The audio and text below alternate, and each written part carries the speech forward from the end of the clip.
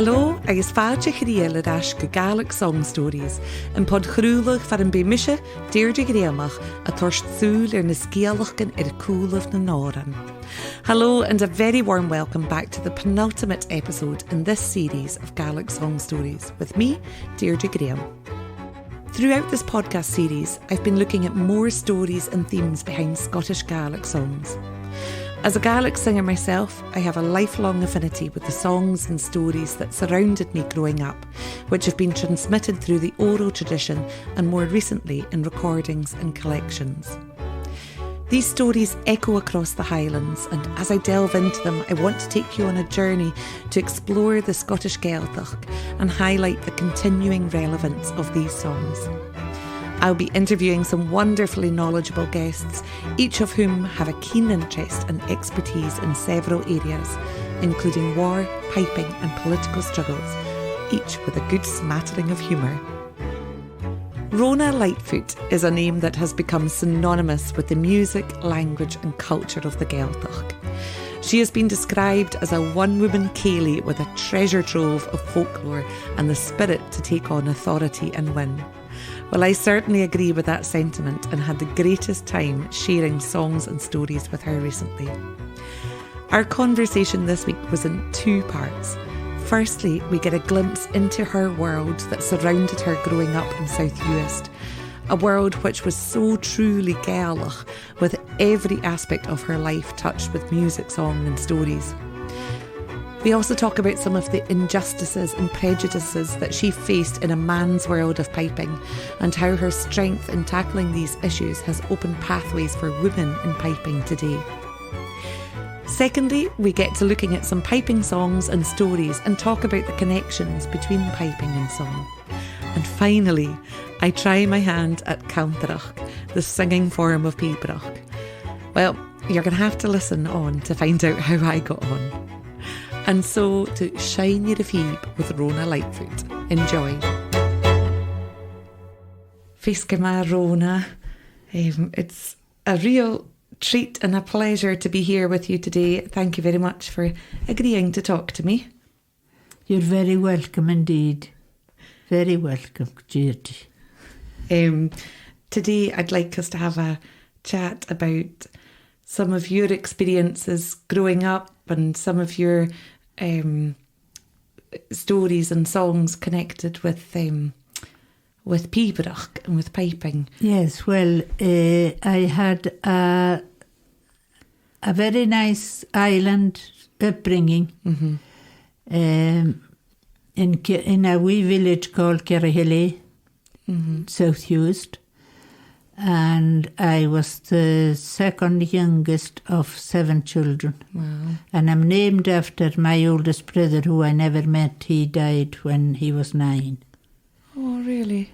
And his name was Ronald, so I was the next to be born, so I was called Rona. Oh, wow. And there's a few Ronalds and Ronas in the family. My niece is called Rona as well, because my youngest brother, who was called Ronald, he was killed in a road accident at the age of 27. And she was the next to be born in the family. So my brother and his wife, Angela, my sister-in-law, called their daughter Rona as well. It's a strong family name. So that's 4 of us named after the first grandfather. That's father's amazing. father. 4 of us, so quite a number of Ronalds in the family. Yeah. Male and female. Amazing. I started copying my father playing the chanter, and that at a very, very young age. I was accused of, at the age of 3, taking tongues from the fireplace and putting a cushion under my arm and parading round the croft, kidding on I was playing pipes. And my mother accused me later on in life that I lost a number of tongues. However, I can never remember ever finding any of them. Not that I particularly remember going to look for them. Anyway. She was ever replacing the tongues. Yes, she was forever. Anyway, I started learning the chanter myself, copying my father, but it was all by ear, you know, and I was just watching what he was doing and picking it up. But my grandmother told me that my father's great aunt or great aunt used to play the pipes and steal them and go out to the hill to play them. Her name was Christine. My grandmother told me this when by that time I was playing pipes. And she used to get a terrible row because it wasn't a thing that a girl was to do. And her name was Christine, and when she became of age and had her own free will, she emigrated to Australia, and she was never heard of again. Really? I never heard of her until my grandmother told me about her, and she played the pipes. But That's she got amazing. a row for playing the pipes when she came home. They would miss the pipes out of the house, and probably from a tattooie. You know, A thatched house. Yeah. Yes, everything would be thatched houses in those days. So there's a strong piping Yes. line in your family. Yes, my father's brothers, he had 4 brothers, and they all played the pipes. It'll count them. Johnny is Rolls, Roddy is Alec.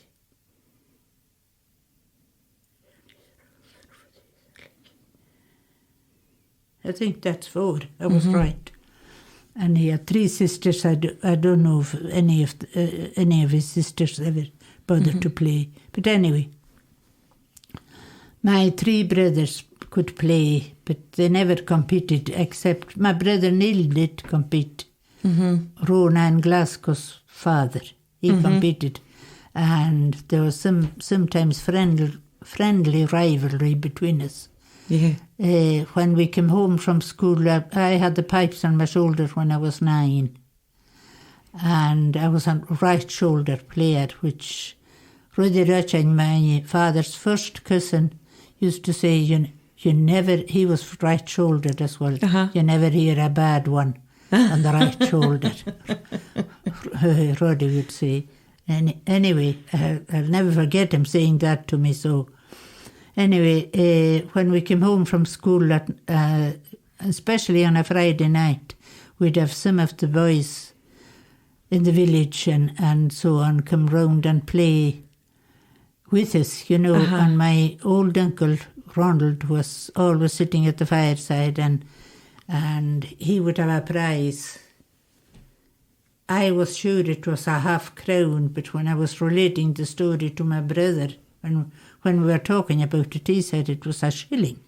And I said, no, he gave us a half-crown. Well, he only ever gave me a shilling, he said. But anyway, that was a lot of money when I was very young. And we used to play marches, and then, of course, we had to start learning Ceol Mode. And I started going to my uncle in Phìob. He was 4 miles away. So it was from your uncle that you...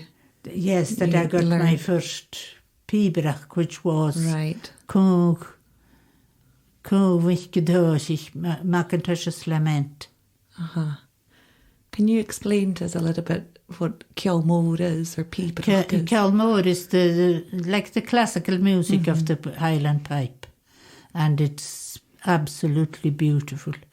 And my husband, I must say that he absolutely lived it. He was English and he had no idea of pipe music. Well, he did, because when he was a wee boy coming home from school, he used to listen to a piper outside. He came from Bexley in Kent.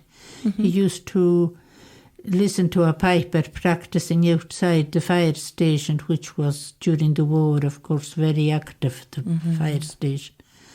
And we met up later on with this man here in Inverness, because he used to be, he ended up being a driving instructor. And, Oh, really? and he put me through my driving test, and that's the man that my husband used to listen to. No. As a wee boy of 12. That's incredible. Yes, on his way home from school, I used to sit on the wall and listen to him play. That's amazing. That's an incredible And of course, I never told my husband when we were courting, I never told him anything about the pipes. Really? We were married before he knew I could play the pipes. And you talk about knocking him over with a feather, was never in it. But he was very, very supportive and helped me a lot to get women into competition. Because they were not very keen to have women in competition. No, but you forged a path for other women to... Yes, we... he was very good with the pen, my husband. As is my son. And it didn't take it from me because my letters are half Gaelic, half English, and it's bad Gaelic and bad English. Anyway, he could write very clever letters, and he helped me a lot too. I thought it was so unfair, like so many jobs that women can't do, and so many things that they can't do. Well, they can, but they're not allowed to. Yeah. So many clubs and things they're not allowed to be members of. I believe there's a lot of stink about golf and so on. Yeah. There's that. And as I don't know about other musical instruments, but the pipes were very difficult anyway to get into the competitions. And I had quite a lot of strife, and some pipers who, the very good ones, you see, they were nice. They had nothing to fear. Yes, yeah. But it's the mediocre ones. These are the ones that were not at all nice. Did everything to put me off. I was sent home from the Northern meeting here in Inverness because I wasn't dressed properly, and I shouldn't go into the march dressed like that. I was dressed like a Highland dancer. But I refused to wear a sporran and a skin do and knitted stockings and all that stuff. I wore a frilly blouse, and I just had shoes on rather than dancing pumps. Caillou. When I got back, he told me that I had a waistcoat on, a velvet blue waistcoat with silver piping and silver buttons. And I said, I've got a jacket at home with a sleeve, the same material, the same thing. Well, you better get it, he says. So off I came home in a taxi, and when I got back, you can't play now, you've missed your turn. No. And I said, I'll play at the end. Oh no, that's not allowed. Anything to keep me out of it.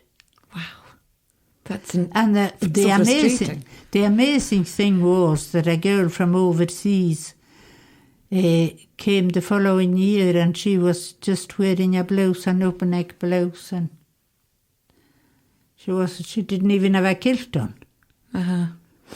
So there you go. But she was from a place where the judge was going to get a summer holiday teaching over there, or one of them would be. It's very unfair. Very, very. It was grossly unfair. But however, we managed it. But you did it. We did it. I got stuck in. That's quite an achievement. Yes. Yeah. Other girls are now, and there are very, very good girl pipers. Oh, yes. I'm sure there's a few in Skye. I know of a few in South Uist. The lassie Steele, she played, I don't know her first name. I'm sure I should, but I'm old and I'm very forgetful. Family. And Deirdre Graham in Skye. Yes, she's from Skye and South Uist. Yes. And she's a lovely piper. Lovely piper, yeah. And there's loads. There's another lassie in Oban and of course there's lots of them in Canada and all over so the many place. So many more doors open to them now? Oh, yes. I mean, if they achieve what the competition demands, if they achieve a place in, say, Oban, they can play in Inverness and so on. And it depends on your record.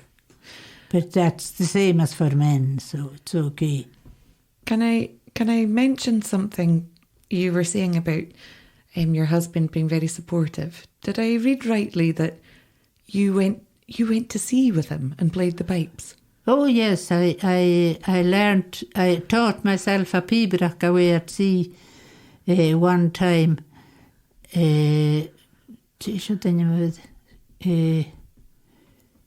MacLeod Salute.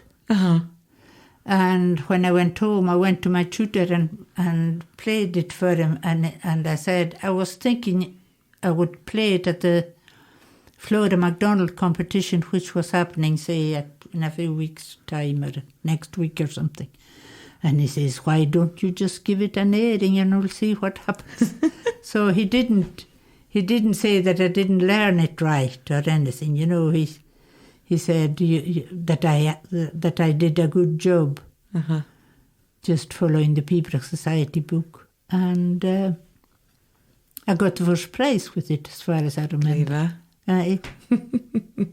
So there you are. There you are. So all that piping influence came from your father's side of the family, really? Yes, and my mother.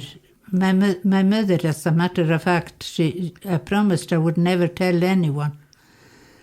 Until at least she died, she said, don't tell anyone. But one night I came home I was working in the local hospital for a while, and she was sitting at the fire, and I picked up the chanter and I was playing the chanter, and she took it off me and she played a Martha's Bay and Reel for me, which was just amazing. Wow.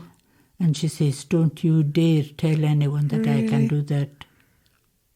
Wow. And I never did, but I told my brother, before she died, I told Neil, my brother, who'd played and competed with me.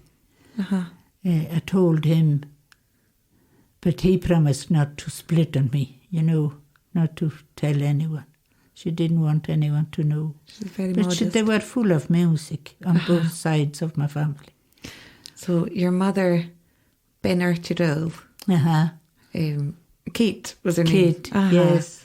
And she, I suppose, to many Gaelic singers, will be very well known as a contributor of over 200 songs, I think. Yes, I believe she gave over 200 songs or something like that to the School of Scottish Studies. And you hadn't known she had all those songs? Nobody knew until Dr. MacLean came and lived on the island, and anybody who came looking for any old stuff, they were steered to Dr. MacLean's house, because he knew everybody on the island, being the doctor and so on. And my father took me to entertain this lady. Polly was her first name. Anyway, she came from the States. And anyway, I played the pipes for her, and Dr. MacLean said something about that, you know, that this lady was looking for old stuff, stories and old cures for illnesses and songs and anything at all that, you know, the culture, more or less. And my father said, well, I think my wife knows a song like that, like you're after. So my mother was sent for, and as my father said later on, we took the lid off the well. She couldn't stop singing. So she was into her 60s before she was discovered by Alistair MacLean and Callum, his brother. That's incredible. Yes. And the wealth of songs. Wealth of songs, but nobody was listening to her. She used to hum to herself at the house. When she was forever making soup and making food, and she was forever humming and singing and so on. Probably keeping them in mind. Yeah. And so then did you Did you learn them from her at all? Yes, I learned some from her, and then the School of Scottish Studies sent me some of her singing. Oh, wow. And Morach MacLeod from the School of Scottish Studies, who lives in Scalt by now, she's retired. She was very generous with anything that helped me or, that I wanted, because I loved these songs. And especially if they had anything to do, it was just to do with the culture and the way of life. And I thought that the songs were so clever, the way they were, these women sitting round a table and giving each other some stories or gossip in song. That's difficult to do. On the spot as well. Yes, and they would repeat the verse so that, or the chorus, so that the others could pick it up and pick up the tune. Who was putting the tune to it? The person who was composing it, I suppose. It's remarkable. Absolutely. I wish I had half their brains. Yeah. So the songs then that you learnt would have come more, did they come more from Morach MacLeod and the School of Scottish Studies rather than hearing them directly from your mother? Oh, I heard them directly from my mother, so because, both yes, both really. Aye. And very, very often when Dr. MacLean and his wife Rena would have people in, and they would have my mother and father were friends with them, and my mother would be there singing and I would be with her doing the chorus, So you pick them up that way as well. Yeah. Especially if you're interested at all. Exactly, yeah. So, which I was very interested. I just lived. And she would correct you. If I was singing it on my own, she would correct me, which was very good. Great. Yeah, so there you are. Happy memories. Well, very, very happy memories, yes.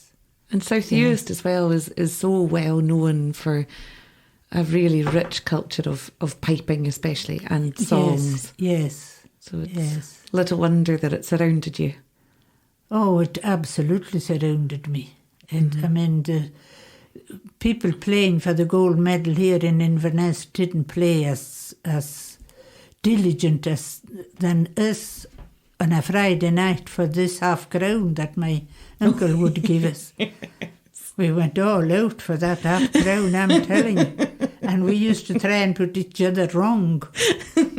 So that, you'd try and put me wrong, and I would try and put you wrong, so that I would get the prize. Healthy competition. Healthy competition, yes.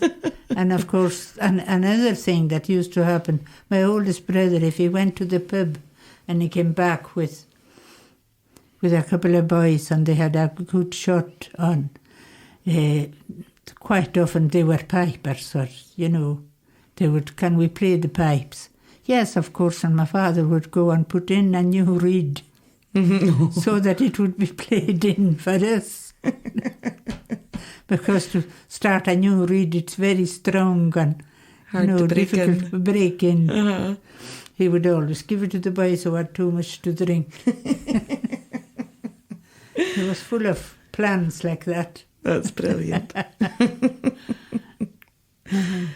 Oh, that's lovely. It just encapsulates such a lovely image of the household. Yes. Culture and Gaelic and stories and music and just dancing at New Year and playing the pipes. Great. Playing the pipes half the night for people, and I remember one young man trying to do the sword dance with 2 teaspoons. Oh, he'd have dainty footwork.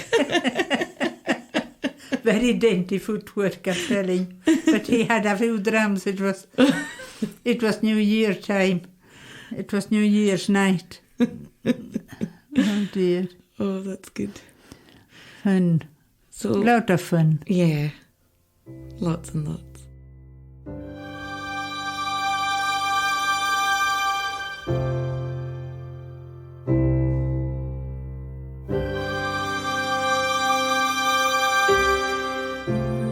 Maybe we could move on and talk a little bit about the connection between Bíbearach and Gaelic songs, because there's a strong connection between the two. Oh, yes. So many songs that come There's from so Bíbearach. many songs, and of course, I already told you that most of the ones of the songs that I know, Margaret Stewart from Lewis and Alan MacDonald, they researched. You know, there were so many songs lost after the Battle of Culloden. Thousands of them, or maybe not thousands, but at least a lot of them, because most of the very old Bíbearachs, they would have a song. The song came first, and the Bíbearach came after. Okay. So I was told.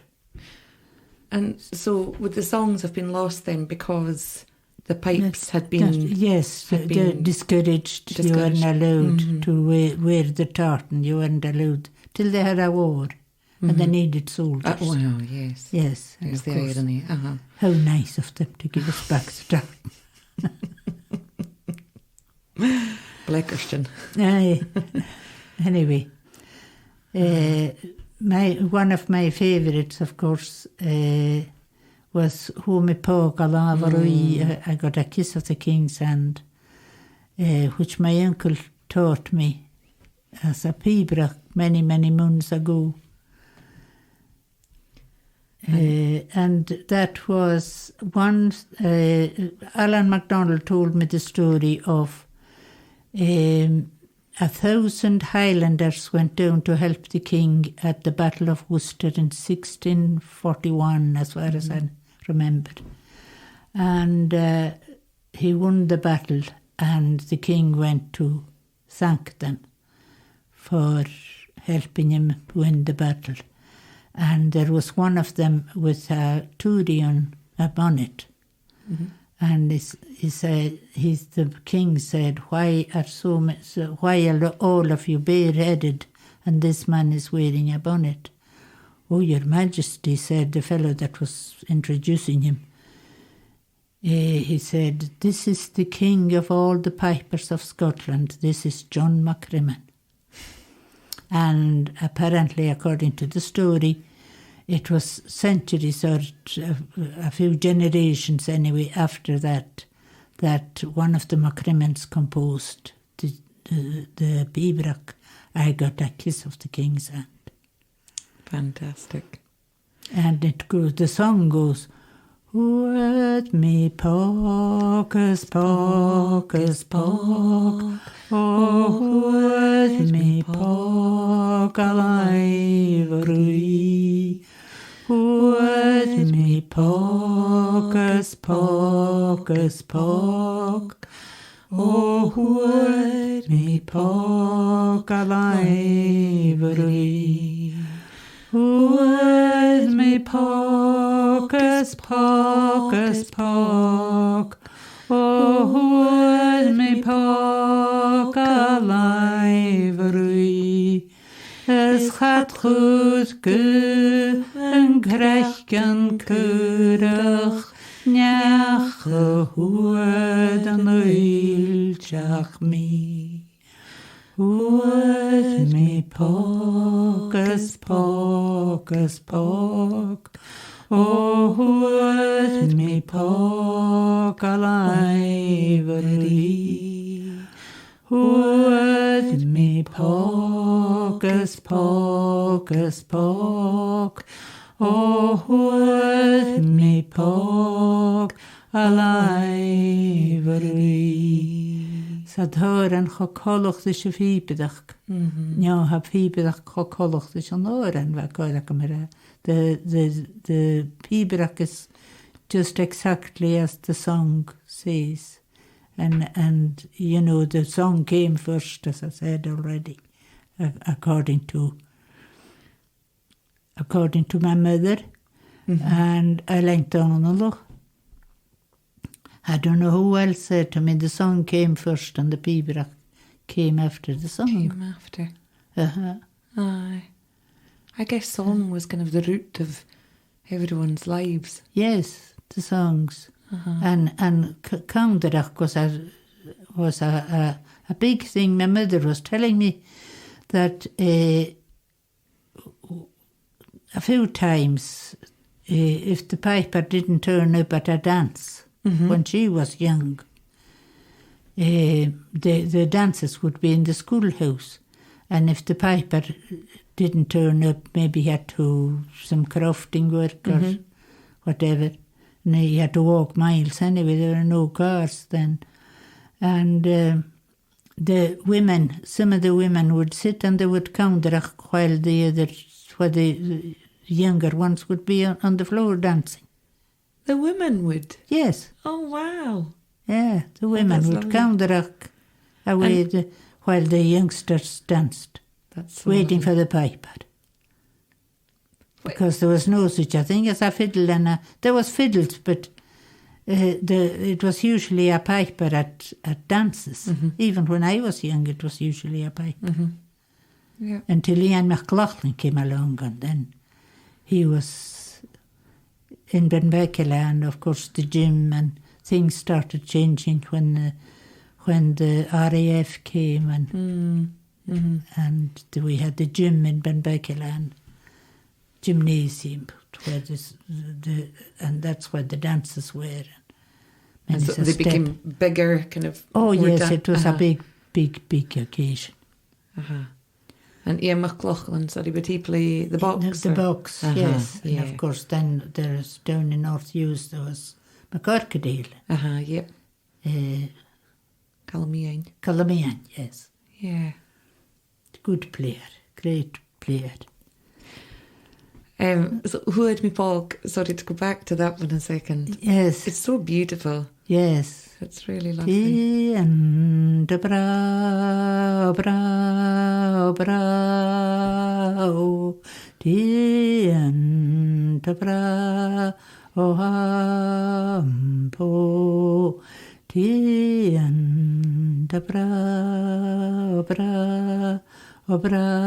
O tiri a hianta o bra hidri a hianta o bra and tidri o ha ambo. That's the first line of the ground. Correct. The urther.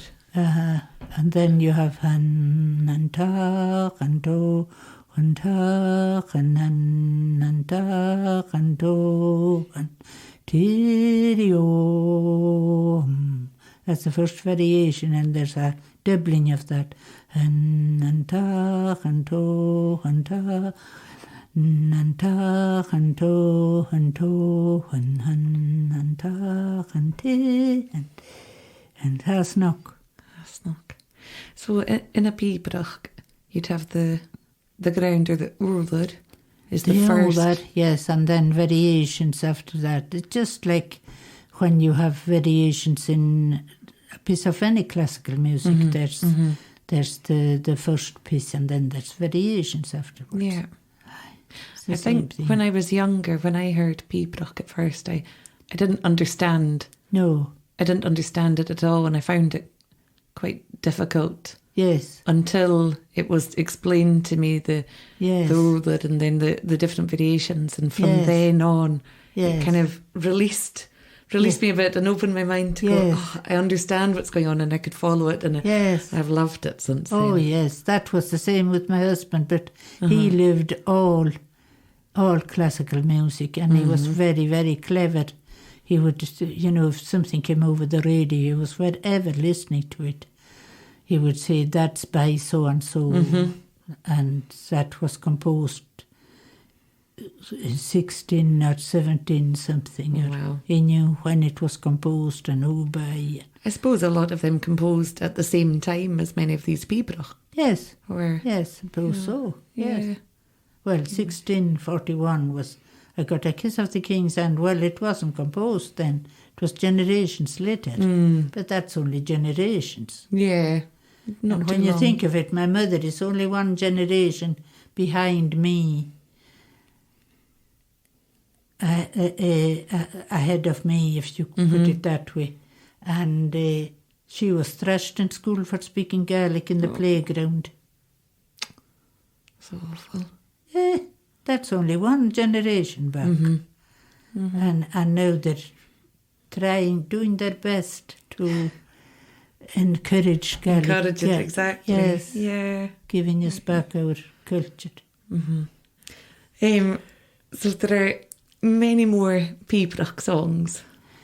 Well, there's Meltdown.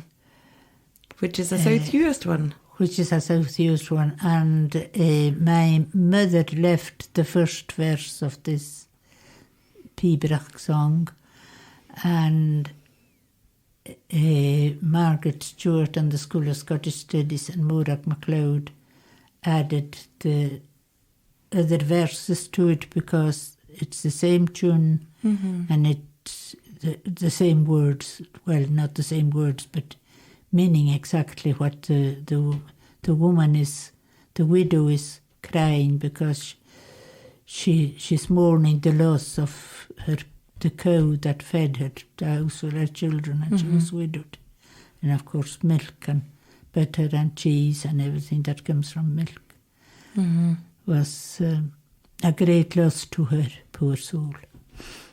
And it goes, Ha behalach la tutin, she magula maltaun, Ha behalach la tutin, she magula maltaun, Ha behalach la tutin, she magula maltaun, Gàidheal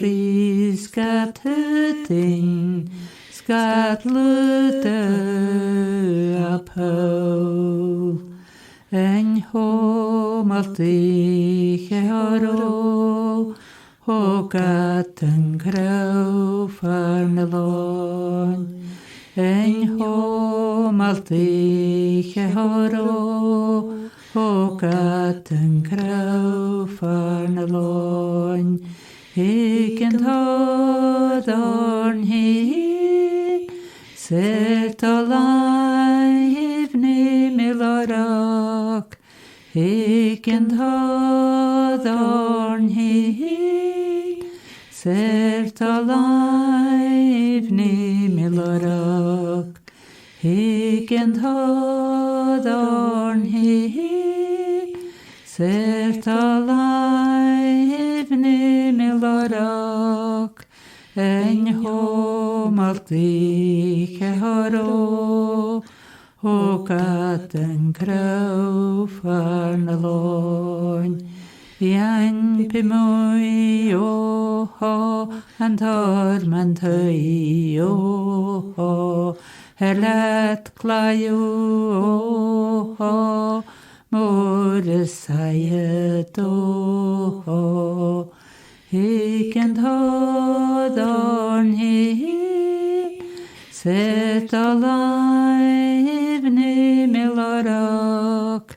He can hold on, he set alive ne milorok. He can hold on, he set alive ne milorok. En homalti hero, ho gat en crow farnalon. Schapahalach latedin, she magula maltaun. Schapahalach latedin, she magula maltaun. Schapahalach latedin, she magula maltaun. Gàidheal gatedin, Scathleth apo. It's a beautiful song. It is lovely.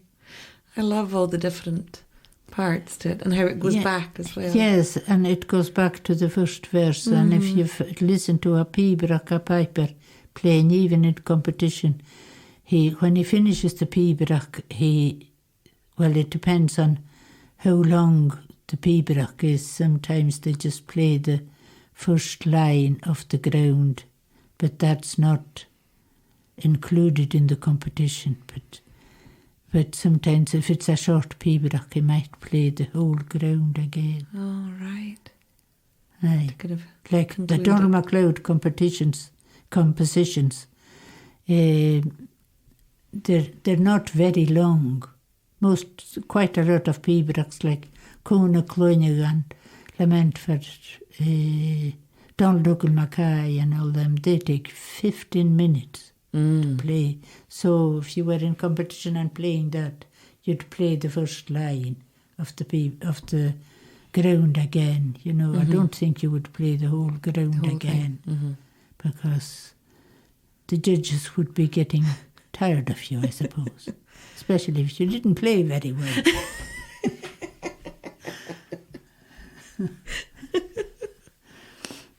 For you, there you are.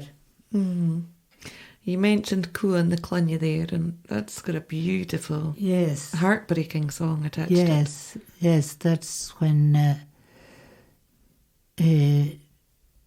Patrick Oak lost all his children. Wasn't it Patrick Oak? Patrick Moore, I think Patrick Moore. Patrick Moore lost all his children. Oh dear. To the smallpox. So, yeah, that's right. In the 17th century, again, the same kind of time period. Yes. And allegedly, the smallpox was brought to Skye. So Patrick Moore was of the McCrimmon family, and they were all the pipers to Clan MacLeod of Dunvegan. Yes. In Skye and Harris. And the pibroch was composed when seven out of the 8 of his children were taken in a year. Taken within a year. And apparently the smallpox arrived on Skye. A boat had come in, or a sailor returning from a boat and picked it up. So I suppose, like any of these illnesses, if they're not local to a place, you know, they can really tear through a community. Yes, like what happened in Mingley off Barra. It was populated, and they weren't hearing from the people. The mainland of Barra itself, the island of Barra, wasn't hearing anything or any signs of anything from Mingley. And fishermen went over, and a young boy went ashore, and they were all dead. People were all dead. From a disease that had come in, or? Yes, somebody must have landed and left them with something. I've got 2 granduncles buried in France. They got typhoid. Oh, gosh. Typhus or typhoid on board ship. And I don't suppose Britain would let the ship near its waters. So they were buried in France. My granny's brothers. Gosh. My grandmother's brothers. That's awful, isn't it? It's terrible. But that's the way it was. I suppose they were trying to keep their own people safe. Yeah. And I suppose then, you know, music is such a release of emotion that it makes sense to have something composed. And that boy, apparently, that went ashore in Mingley, it was the local priest, Father Callum McClellan, who was from, well, he was more or less a local man. He was from Edishkay. But a very learned man, and they they wouldn't let the boy back on board the boat. In case so he was a year on his own on Milway. And he buried all these people himself. Oh. And they let him back. McPhee was his surname.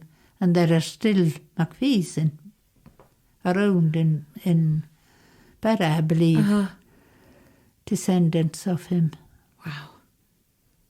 Well, that's what I was told. And I hope it's true. It was from a priest I heard it, so surely it's true. Surely.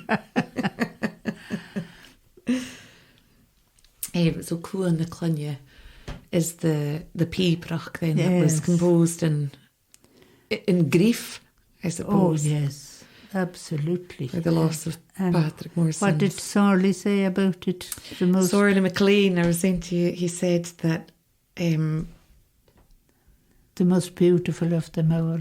Yeah, the most melodic and beautiful píbrach of them all. Yeah, yes. is this one. Obviously his favourite. I think it might be mine.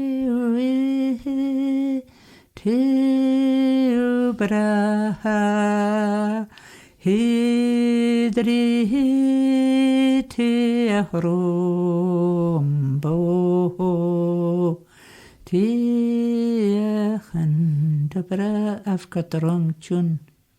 Will we sing the song? Macintosh's Lament is the one. Oh, will we sing Iirichin Day? And then, yes. Yeah. Iirichin Day, hook me galut.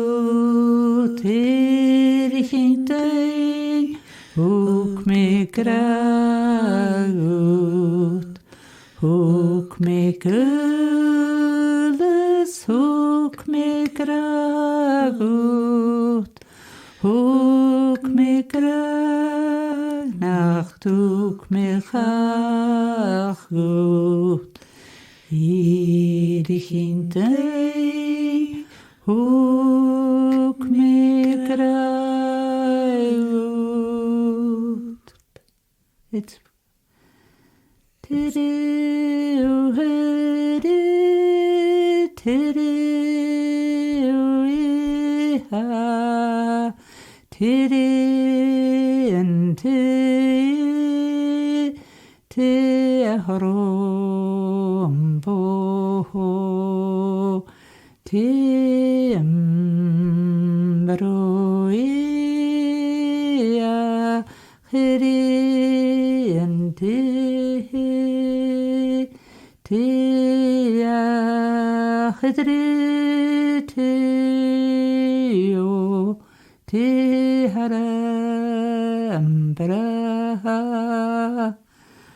Ritmehan Mosinadol. So, let me make it down. Gorgeous. I snap it out. It's only here at Loini. Ach, a Krish for Hannah to Hunt Misher or so. Honey Matoga, or well, my first píbrach was Macintosh's Lament. And the first person I heard singing that song was Margaret Stewart. Oh, yeah, okay. And it's a beautiful píbrach, and that's the one I made a mistake of. It must be going through my head a wee while ago. And it goes...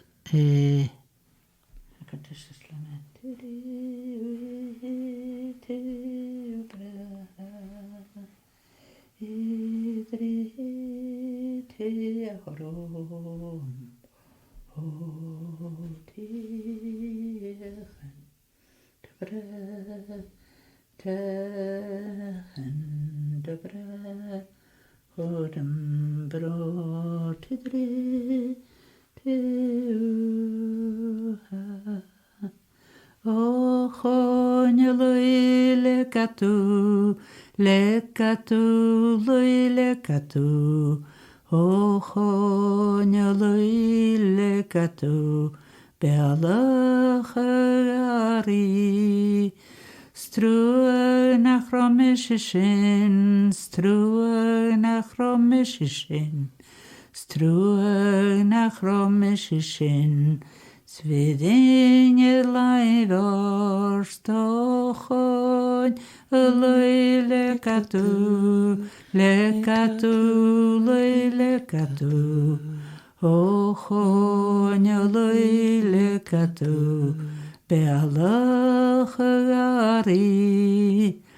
Elion hukat vanish, Elion hukat vanish, Elion hukat vanish, Ektara liva, Ochon lui lekatu, lui lekatu, Ochon lui lekatu, Bealach gari.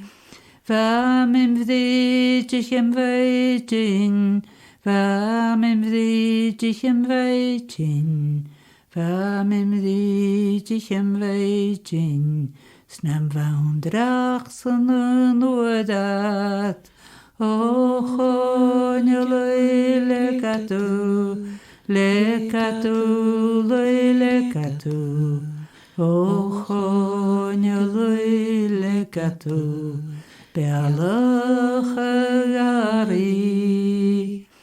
Gan chraned an tulorst, gan chraned an tulorst, gan chraned an tulorst, ach nach etu sul buanasti, Ochon lui lekatu, lui lekatu, Ochon lui lekatu, bealach gari.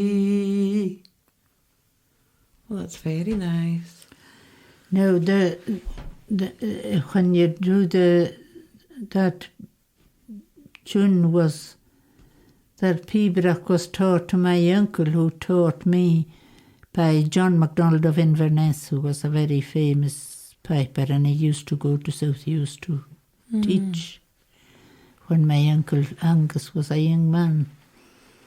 And it goes, Tiri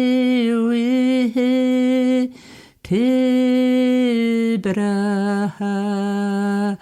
Hidri Tiachrombo Tiahandabra Tahandabra Chodam bro Tidri Tiuha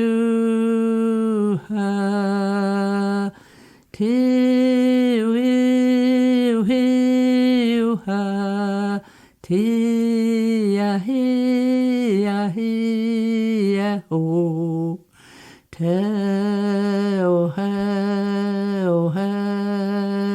han ho han te hu ha. I did the first line of the ground, and then there's a thumb variation on the ground, and the first line of the first variation. And I did that because I'm going to tell you a wee story about my Uncle Angus when he was teaching me the tune. In some of the Pibroch Society, it's Tidri Tihu. The grace note at the end of the line is on the F, but John MacDonald of Inverness, the grace note was on the E. Tidri Tihu, which I preferred, but anyway, when I went home, I was told this, and I went to canntaireachd for tuition as well, and he preferred to put the grace note on the F, and I went back to my Uncle Angus and I said, canntaireachd told me to maybe put the grace note on the F. You do what you want, he says, put it on the F if you want, but don't come back to me for any more tuition. Oh no. Because wow. that's what John MacDonald told me, and of course John MacDonald was God to him. And why I'm telling you the story was the day my uncle was buried, the priest came to me and he said, do you know that you've been left out of his will because of a grace note? He had no will anyway. He had very little to leave, poor old man. He was 102. That's what Father Max Wynne from Barra. No, he was originally from Uist. He got you there. Yes. He came to tell me. He buried him, and he said, you were left out of his will because of a grace note. So he must have been. So my uncle must have been telling the priest about Must have been very important. That one grace note was very important to him. That's why I'm telling you the story how engrossed they were in the piping. Well, the grace notes they're very particular. One grace note. One grace note. It's only a one grace note can get you cut out of a will. Then yes. Oh, that's good. Yes.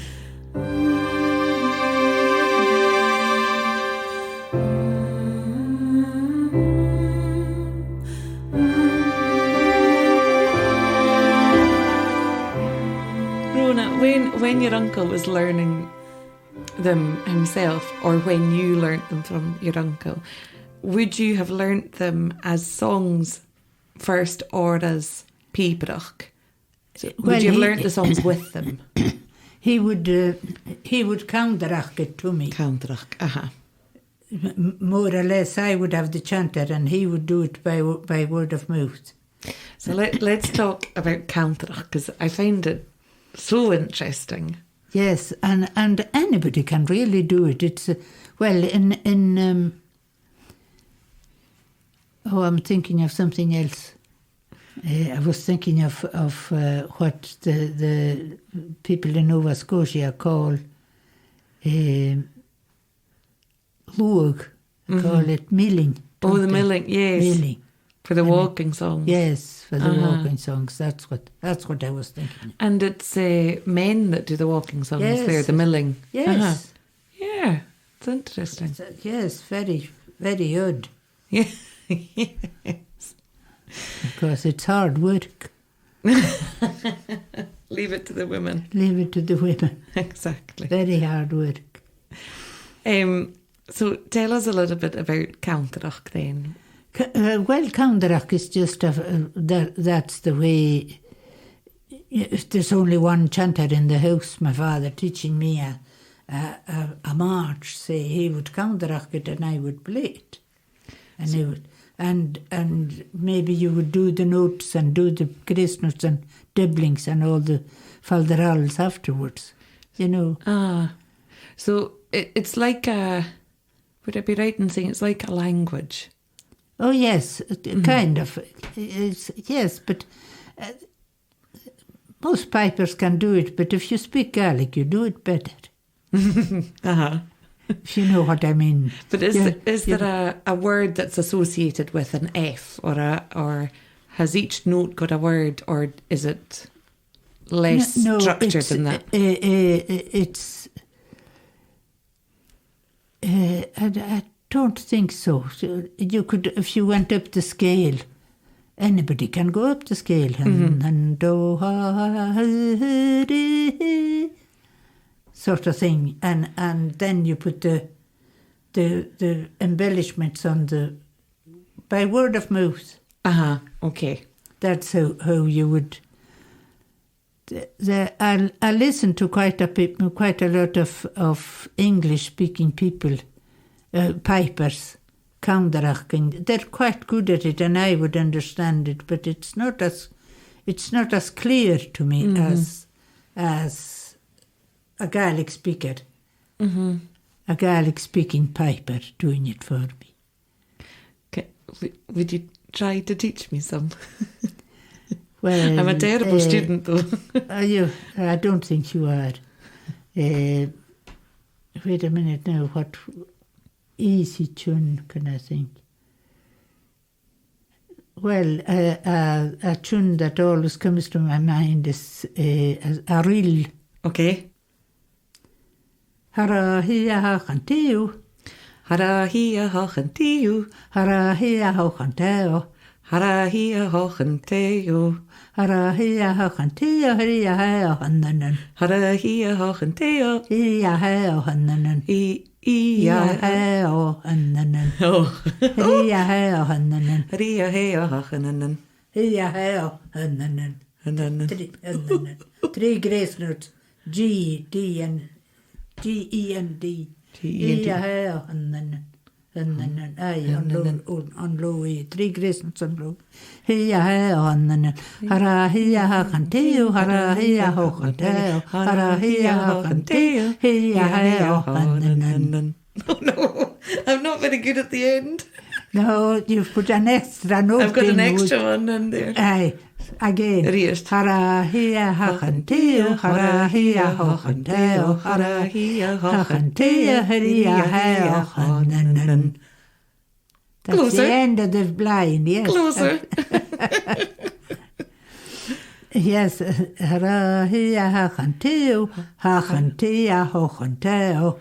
Hachatea hachan Hara hia hari hia hia heo and then tiri. Hara hia hachan Hia hia heo and then tiri. Hia hia hachan tiri. Oh dear me, to my shot. Hachan tari, hachan tara, hachan tari, hio hia. Hachan tari, hachan tara, hachan tari, hio hia. Hachan tari, hachan tari, hia heo hannanen. Hachan tari, hachan tara, hachan tachan Hachan tari, tachan. tari hia. Hara hachan ta, hachan tar, hia heo hannanen. Tiri. Tiri. Oh. I did it very move. Difficult. Throw me in though, this is good at the deep end. Yes, Right, will we put it all together? yes. Hara hia hachan teo, hara hia hochan teo, hara hia hachan teo, hia heo hannanen. Hara hia hachan teo, hachan tea hochan teo, hara hia hari hia hia heo hannanen tiri.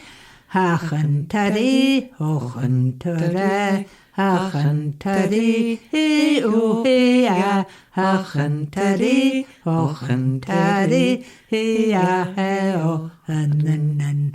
Do hachan tari, hochan tara, hachan tachan tu, hachan tachan tiri hia, harachan da hochan tari hia heo hannanen tiri. I've got work to do. Oh, that was great. Did it. Did it. Did it. Ach, na dau, ka wach an it. Aha. It's like sponges. On the Children glue. are like sponges. Exactly. Yeah. I'll put in the work. I'll try and get it the next time I see you. Aye. And so the canntaireachd then doesn't. It's not just for Kilmode. You can have it for Kilpick as Oh, well. yes. For Oh, dance yes. tunes and Yes, for anything. anything at all. Yes. Any way of that, Well, as I said, that the women used of to course, count at the dances. Yeah. at the dances. Yeah. That's a skill. Aye. Uh-huh. And I danced the Highland Fingers, a wee girl with canntaireachd.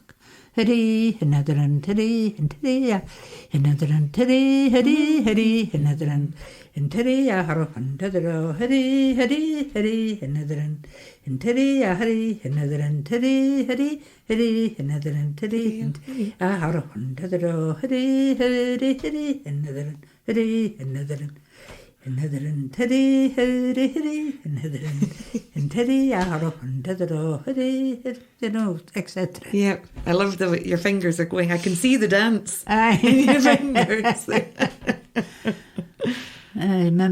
My older sister was a good dancer as a child, as a young lassie, till she got very overweight in her old age, like me.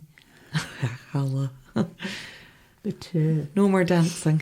No more dancing. She was invited to judge the dancing at the South Uist Games one year, and I was asked to play for the children. And there was one wee girl at the football beat. Let's say it was the Highland. You give an introduction to the dancers. Another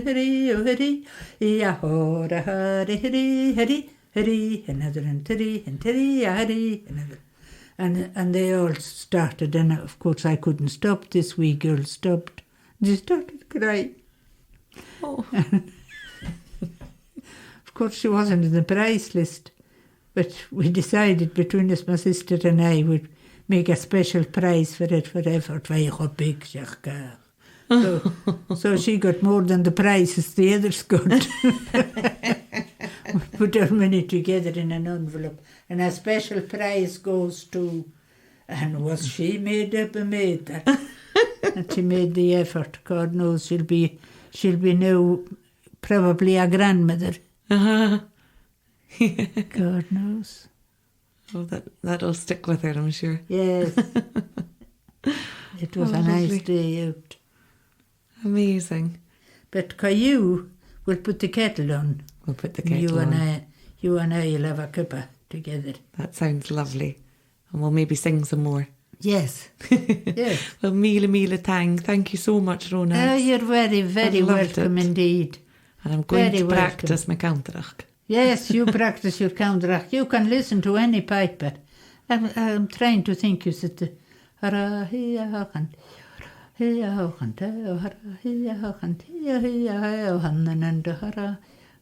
the hell is the name of it?